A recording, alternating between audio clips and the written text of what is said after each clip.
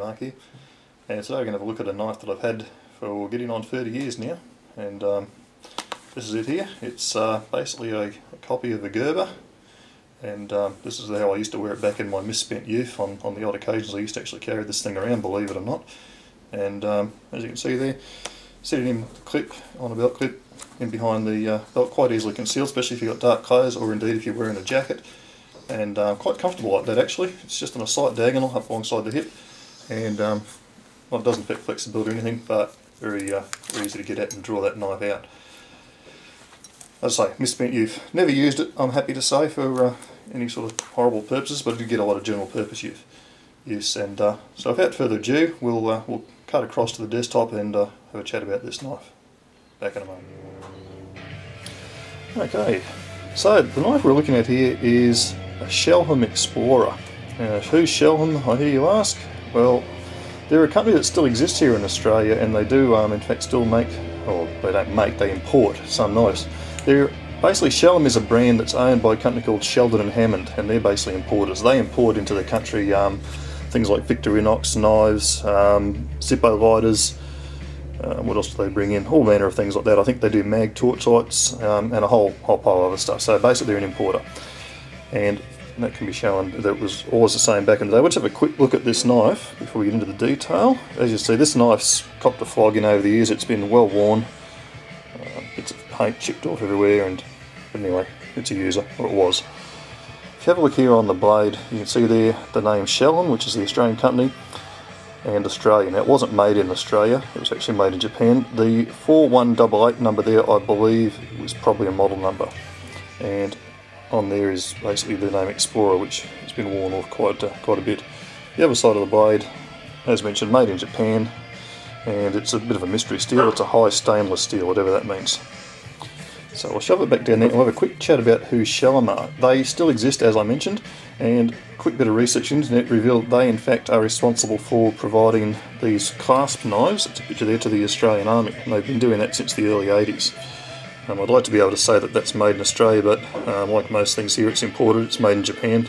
We really don't make much of our own gear here. My understanding is these knives are issued to all soldiers in the Australian Army. I think the British Army has something quite similar, if not identical. So, back to this knife. Now this, as I mentioned, is a copy of a Gerber. And I saw a video on YouTube of an old gentleman who's got an original Gerber, and it looks like this is a copy of a knife called a Gerber Commmand, which was a boot knife.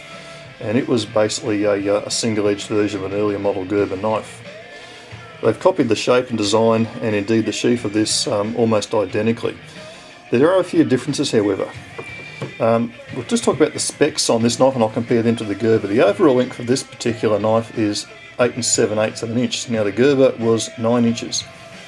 Interestingly enough, the blade length on this is slightly longer than the Gerber. The blade length on this is 4 15/16 of an inch. On the Gerber it was 4 3/4.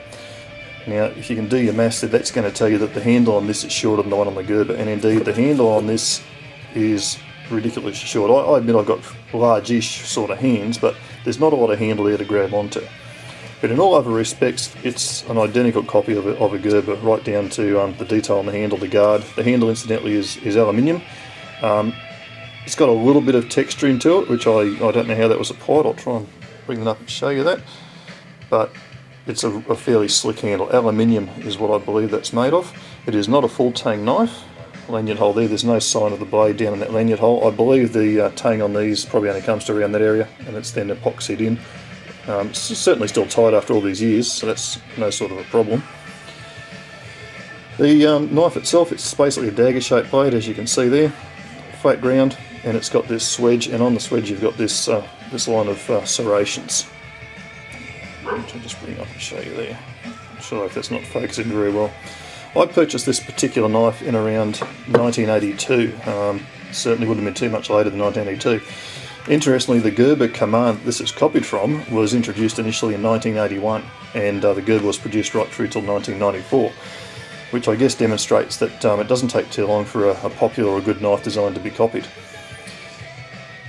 The sheath on this, again, as I mentioned earlier, is an exact copy from what I can tell of the Gerber sheath. It's a leather sheath, it's got a boot clip, because as I said, these were designed as boot knives. You see, as I showed earlier, I tended to wear that on a waistband, and it's not a bad sheath actually. It's held up very well over the years. It's got a retention by clasp there, and it's got this little piece of metal exactly the same as the Gerber, so that when the knife is in the sheath like that, you can easily release it. Now for lefties, this is actually a really good setup, because I just release that with my thumb. I imagine that for right-handed users, I only imagine this because I don't use these right-handed, that it must have been designed so that you would grab the knife and, I don't know, maybe release it with your thumb or forefinger. Maybe some right-handed user would know, but it certainly works, that system, very well for us lefties. And the retention on the blade, even after all these years, there's a little bit of movement there, but it's not going to go anywhere. So the sheath is actually a high point. I think the sheath is probably every bit as good as the Gerber was. I have a sneaking suspicion that perhaps, I don't know if the Gerber was made in the USA or in Japan, but if it was made in Japan, my money would be on this being made in the same factory, by the same contractor, but I've got no way of knowing that. So anyway, I don't know how many of these are around. I picked this up at some camping store back in the day. Camping stores in Australia back then, and indeed still now, they don't stock decent knives. They basically, except for maybe the Victorinox, the Swiss Army knives and that type of thing, they basically stock complete bloody brand, no-name brand rubbish knives, which I wouldn't touch. But anyway, this is an old knife that I've got laying around, which I just thought I'd throw out there, a bit of a video, and it's going to stay in the collection and basically not go anywhere. Certainly don't carry it anymore. Thanks for watching. Take care, everyone. Bye for now.